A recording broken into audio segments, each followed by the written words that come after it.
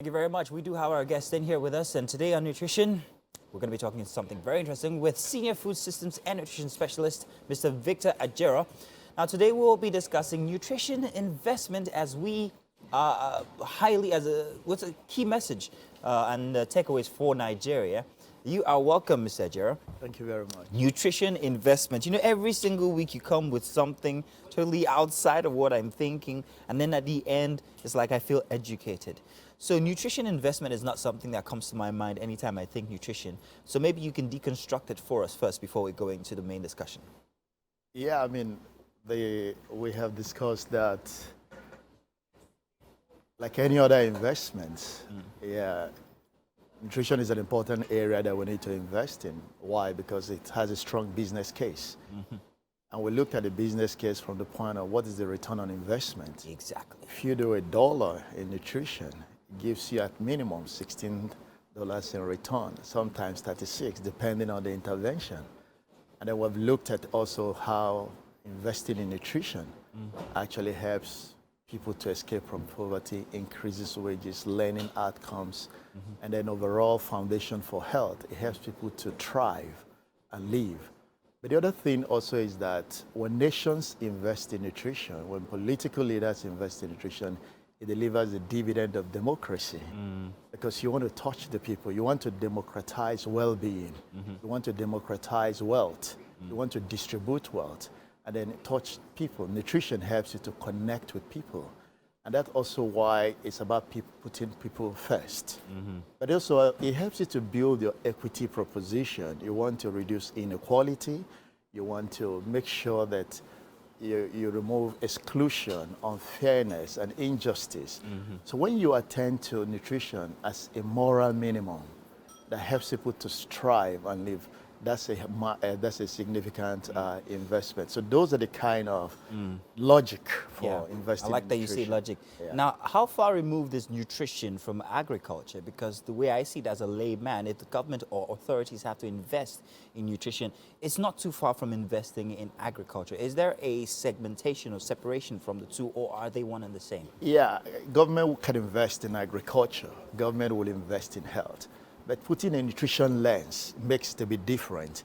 It makes it in such a way that you are investing in a way that maximizes the benefit of investing in agriculture. Now, you can invest in agriculture and your people are still hungry. You are exporting and people don't have the basic needs. Or they have food, but they are not well nourished. Or maybe but you're exporting the materials that are not essential for your community. Yeah, you're only looking at the so nutrition brings the human capital development angle for every sector.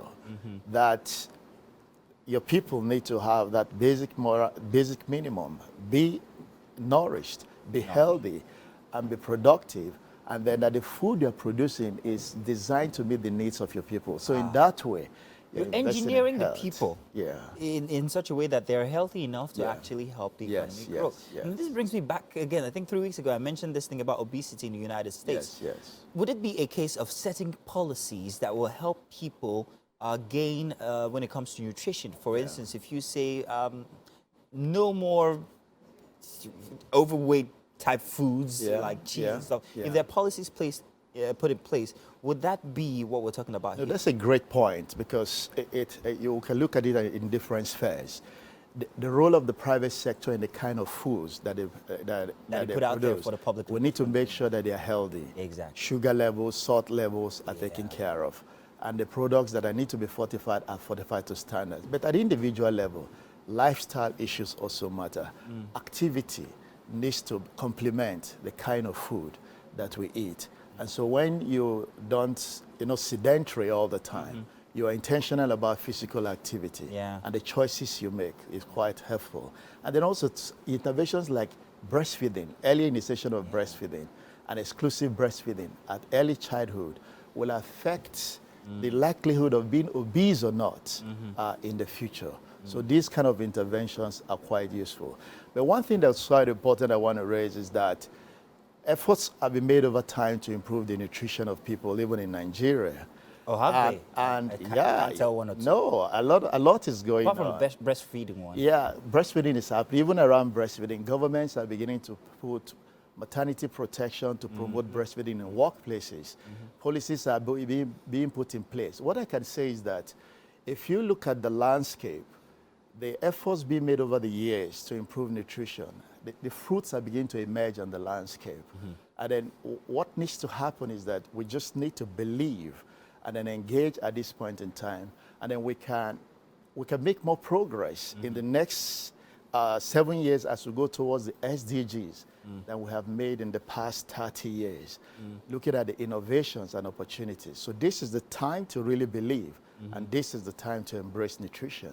Yeah. You remind me of a documentary I saw. I'm not going to be too specific because I don't recall the entire details of certain products that are being imported or exported from some certain countries into Africa, and the fact that governments around Africa were taking note and had to put in policies regarding the quality of these. I think they were purees, tomato purees that were being sourced from an Asian country. However, the method with which they were being produced was not absolute. So they had to put in policies to make sure that they safeguard the populace from these kinds of material. So these are what we're talking about when it comes to the efforts of the government regarding the nutrition of its people. Am I correct? Yes, you're correct. Okay. Food safety is quite important. Yes. Let me tell you why it's important. We surrender our sovereignty when we allow unsafe food to come into our country. Because food safety is a matter of national security. And so if the food that your population is exposed to is unsafe, you surrender your sovereignty. That's why nutrition in all its aspects are quite important. It's quite important. Nutrition like I've never ever heard it before, always, every single time. All 4 weeks you've been here, I've absolutely enjoyed it. Each day I see it from a different angle. Mr. Ajieroh, thank you very much all the time for, well, taking our call and coming over each time we want you here on a Wednesday. We appreciate it in no small way.